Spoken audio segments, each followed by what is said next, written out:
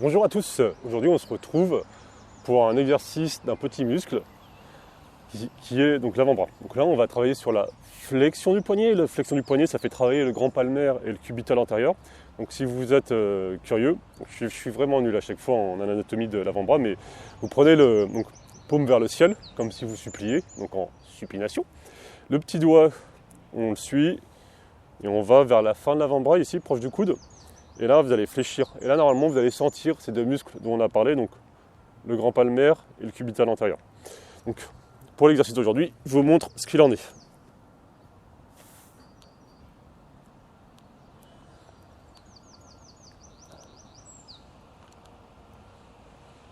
Voilà, vous avez vu, c'est assez spécifique. C'est un exercice qu'on retrouve assez peu en musculation, que moi-même, je faisais assez peu avant de m'y intéresser, là, depuis 1 an. Et je trouve ça super intéressant. Donc en plus, en tant que handballeur, je trouve ça dommage que je n'y ai jamais pensé pour mes handballeurs et moi à l'époque, il y a une époque lointaine quand je jouais. Mais je trouve que ça vaut le coup d'y penser, notamment pour tout ce qui est douleur du poignet, tout ce qui est sport spécifique par rapport à l'extension et la flexion du poignet. Alors, comment on fait? Donc je mets la mini bande, donc ça peut se faire avec de la bande aussi, mais il faut une fixation horizontale, alors que là en fait, vous avez vu, je m'assois, je suis calé, je mets la mini bande sous le pied, je pose la totalité du bras sur le genou, sur la cuisse, sauf le poignet qui va dépasser pour me permettre une flexion totale. Donc là, je me laisse fléchir, je laisse partir le poignet en extension totale. Et là, je peux maintenir l'avant-bras avec l'autre main. Et là, je vais fléchir au max avant de revenir. Donc là en fait il va y avoir 2 types d'erreurs.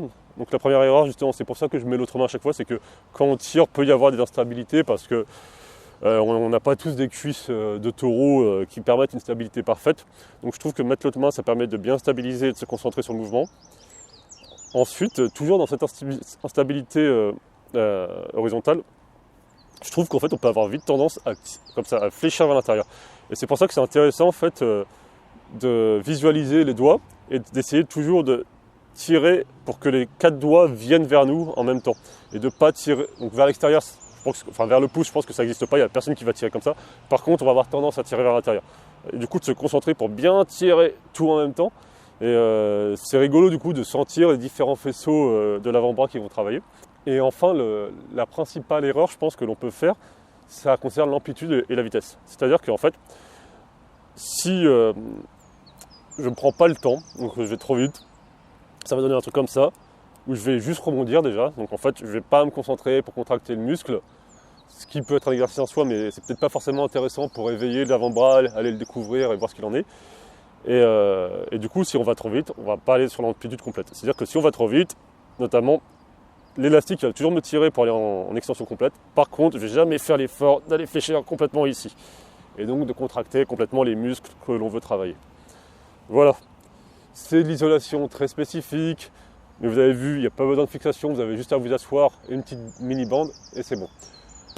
J'espère que ça vous a plu, je vous fais des bisous, et je vous dis à une prochaine fois. Ciao les gars.